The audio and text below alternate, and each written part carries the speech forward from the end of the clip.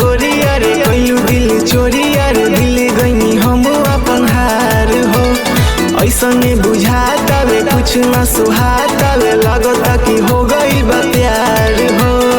प्यार जानो सुना सुना गोरिया रे कइलू दिल चोरिया रे दिल गईनी हम अपन हार हो। ऐसने बुझाता वे कुछ ना सुहाता वे लगता कि हो गई बा प्यार हो। हमके अपन बना लो संवरिया करो नहीं इनकार हो। करीला तोहरा से सच्चा मोहब्बत बुझो ना फीलिंग हमार हो।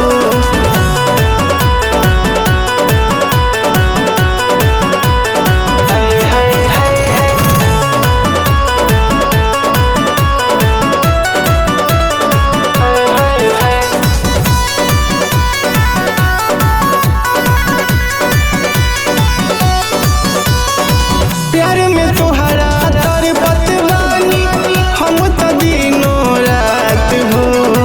तू ही बताओ कहिया करबो हमर से मुलाकात हो। प्यार में तोहरा तरबत बानी हम तो दिनों रात हो। तू ही बताओ कहिया करबो हमर से मुलाकात हो। पूरा कदमनवा के साचल सपनवा के करतानी हम इंतजार हो।